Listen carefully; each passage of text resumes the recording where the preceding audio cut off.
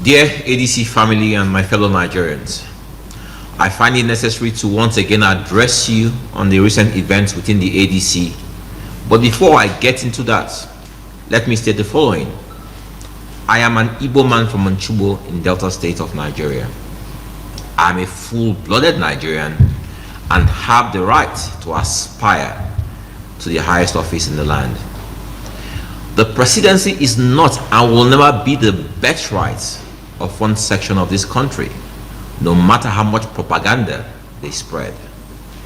There's a lot of deliberate misinformation going on by these agents of destabilization, masquerading as a political coalition. There is a clear difference between a political coalition and a political gang.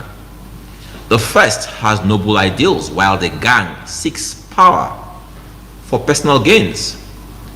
What we have here today is a gang unable to survive outside political office, seeking to hijack the ADC as a means to revive their personal economies. They are truly on a rescue mission, but it's a mission to rescue themselves from the harsh economic realities which they themselves created for our nation. They accuse me of being a paid spokesperson for President Tinubu, and my response is this. It will be an honor to be a spokesperson for the president of the largest black nation on earth. But unfortunately, that's not who I am.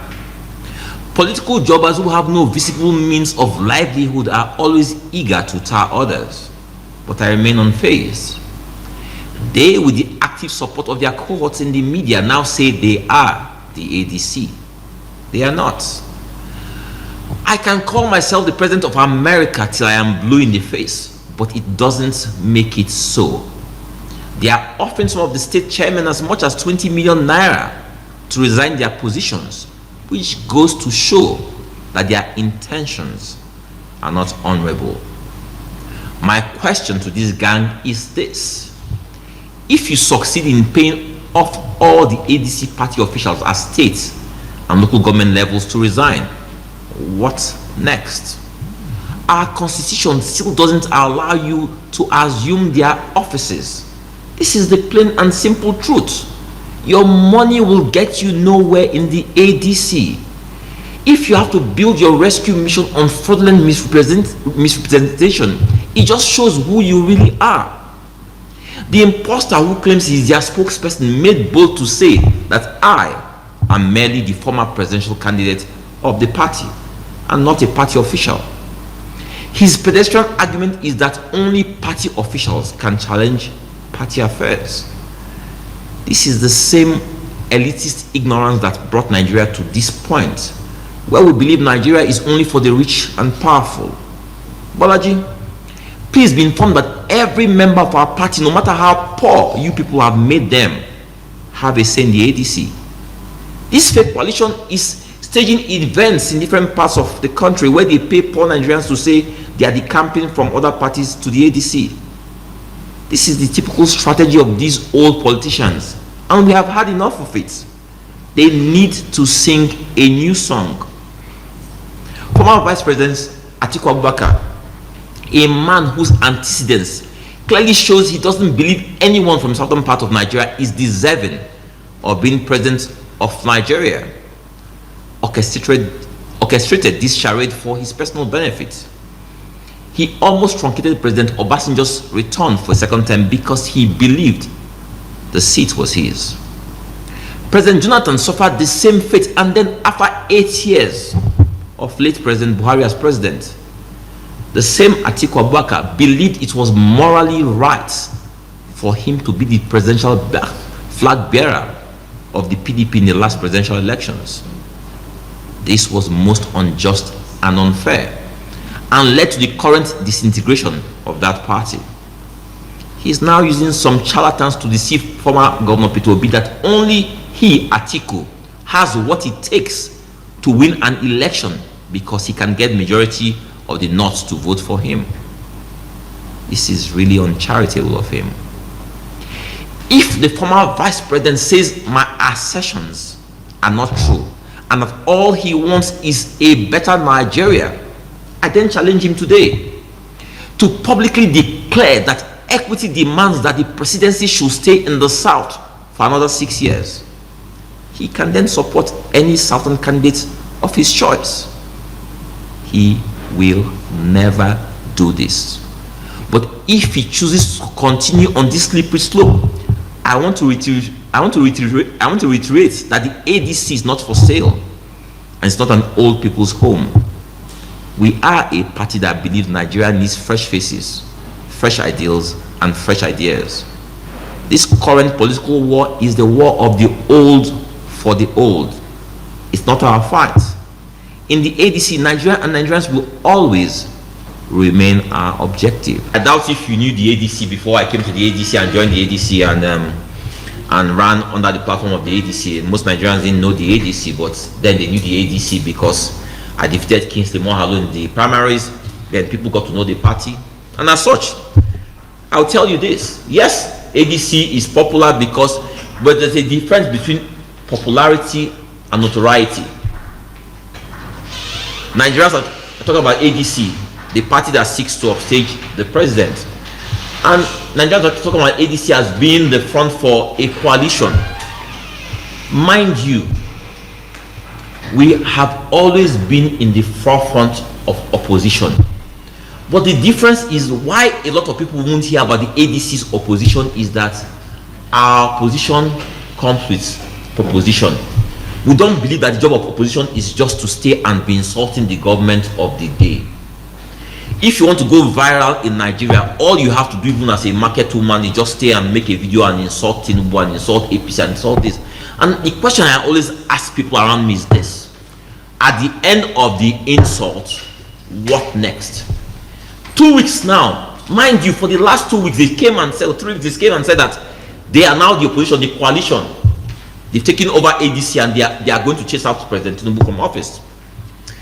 You've not heard these men tell you this is what they want to do about the economy. I heard Bolaji saying the other day that they are going to reduce price of fuel to what, 100 naira, whatever it was, and they're going to take dollar to 1 naira to the dollar. The same thing they told us when the APC came in. They're saying the same thing again. They did not tell you what they are going to do about the economy, about housing, infrastructure deficit, healthcare. The former president of Nigeria died a few days ago in a foreign hospital.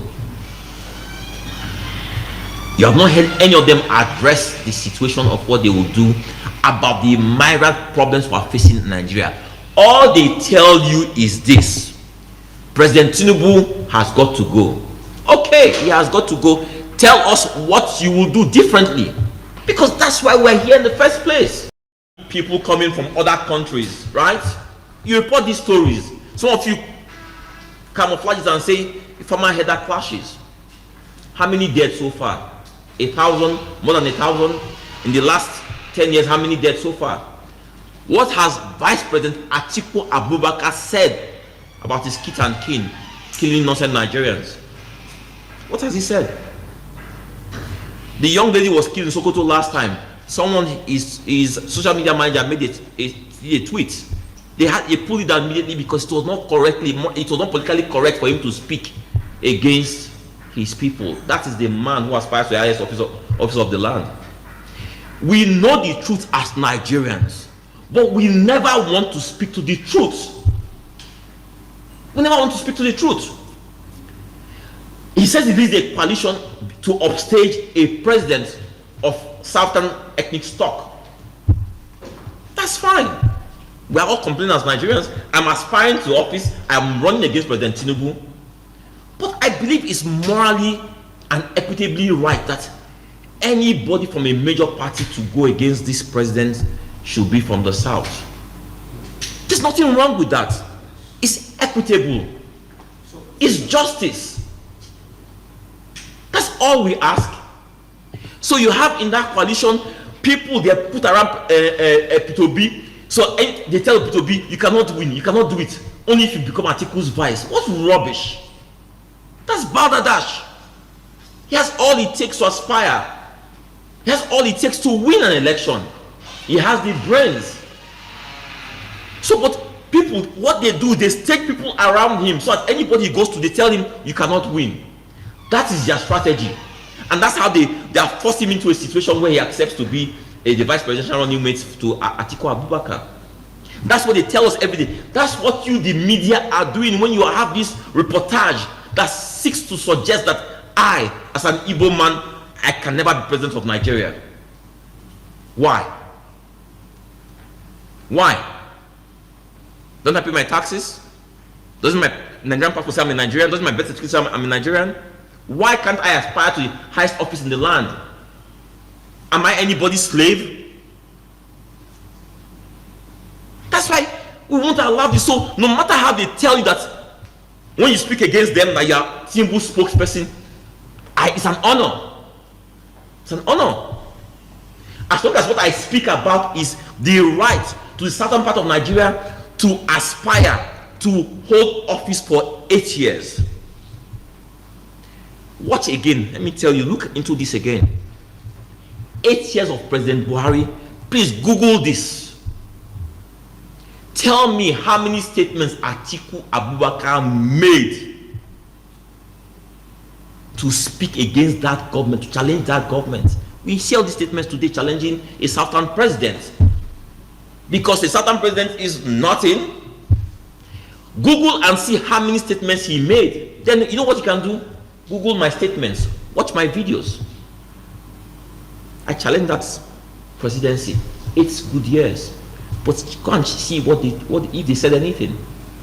If you did not speak against President Buhari in 8 years of the economic disintegration of Nigeria, of the structural disintegration of Nigeria, how dare you then speak?